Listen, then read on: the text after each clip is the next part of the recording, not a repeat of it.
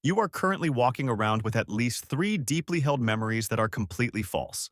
Events you swear happened, which simply did not. You just haven't figured it out yet. Don't worry. You are part of a very long, very embarrassing human tradition. You have already believed a lie today, probably before breakfast. Not a grand lie. A normal one. I'm fine. I'll just check my phone for 1 minute. I'll start on Monday. Tiny civilian fraud. The kind society not only forgives but requires, because civilization would collapse if everyone answered, "How are you?" Honestly, we like to think of a lie as a weapon someone uses against us, a trick played on the unsuspecting.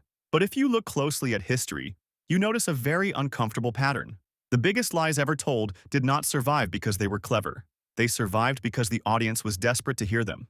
Let us go to a gravel pit in Sussex, England. It is December 1912. An amateur archaeologist named Charles Dawson stands before the Geological Society of London and presents a skull. It is the holy grail of biology, the missing link between ape and man. It has the large brain case of a modern human, but the primitive jaw of an ape. The British scientific establishment is overjoyed. They name him Piltdown Man. For the next 41 years, textbooks are rewritten, papers are published, academic careers are built on top of this skull. But there was a small issue. Piltdown Man was actually a human skull combined with the jawbone of an orangutan. It wasn't even a sophisticated forgery. The teeth had been filed down with a metal tool. The bones had been stained with chemicals to make them look ancient. Someone had essentially made a fake ancestor with craft supplies and British self-esteem. So how did smart scientists look at a stained orangutan jaw and see the dawn of humanity? Because it was found in England. At the time, French and German scientists were finding ancient human fossils in their countries.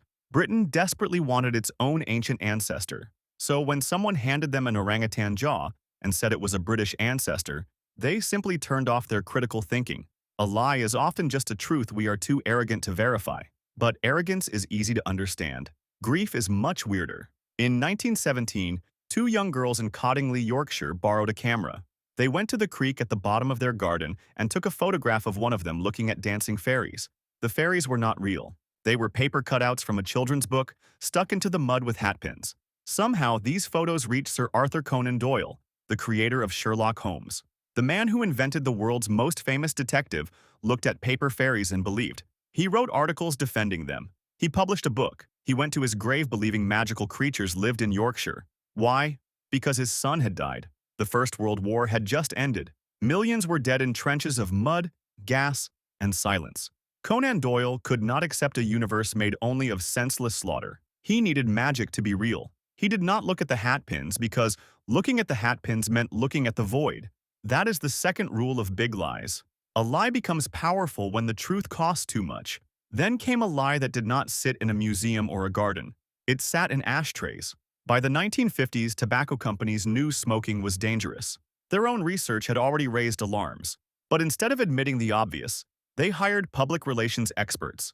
They promised more research, which is often what powerful people say when the answer has already become expensive. Then, in 1969, someone inside Brown and Williamson Tobacco wrote one of the most honest corporate sentences in history. Doubt is our product. Not cigarettes? Doubt. They did not need to prove smoking was safe. They only needed to make the truth feel unsettled. Fund experts. Question the science. Ask for more studies. Say the issue is complicated. And people kept smoking while scientists kept counting bodies. Because humans love complicated when simple would require changing behavior. That is one of humanity's most useful discoveries.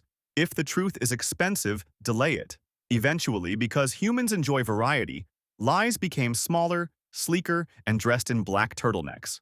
Theranos promised revolutionary medical tests from just a few drops of blood. Elizabeth Holmes became a billionaire on paper. Magazine covers appeared. Powerful people joined the board. The machine had a beautiful name, Edison. The technology did not do what the story said it did, but the story was perfect. Needles would become obsolete. Medicine would become simple. A young founder would bend biology through confidence and a lower voice. People did not invest in blood testing. They invested in the feeling that the future had chosen them early. The old frauds wore cigars and thick carpets. The new ones wear mission statements. They say they are changing the world, which is useful, because then asking basic questions makes you sound like you hate progress. And then Volkswagen gave us maybe the most perfect metaphor of all. The company installed software in diesel cars that detected when the car was being tested for emissions. During the test, The car behaved cleanly. On the road, it polluted far beyond legal limits. The car knew when it was being watched, so it behaved. A machine had learned the core social skill of our species: act clean during the test.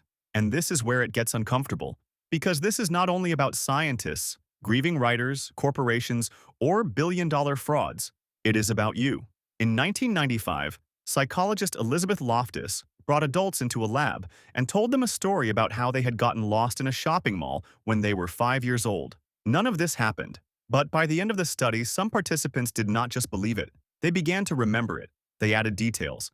They described the person who rescued them. They defended a fake memory passionately. Years later, researcher Julia Shaw pushed this further. Using suggestive interviews, she convinced many people they had committed a serious crime in their teenage years, a crime that never happened. They remembered the police, the shame, the fear. Their minds built a past to fit the story. You do this every day. Think of your worst breakup, your biggest childhood grievance, the argument where you were definitely, entirely in the right. How much of that really happened the exact way you remember it? How much is just an orangutan jaw glued to a human skull, painted to look exactly how you need it to look? We think a lie is deception.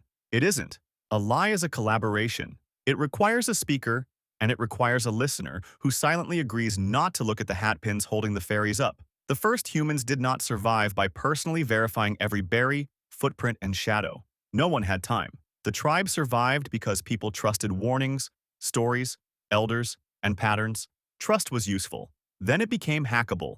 You do not always want the truth. Most of the time, you want a story where you are safe, where your group is right, where your habits are harmless, and where you are still the good guy. That is why lies survive evidence. Evidence talks to the mind. Belonging talks to the animal. And the animal was here first. The biggest lies in history were not built against human nature. They were built out of it.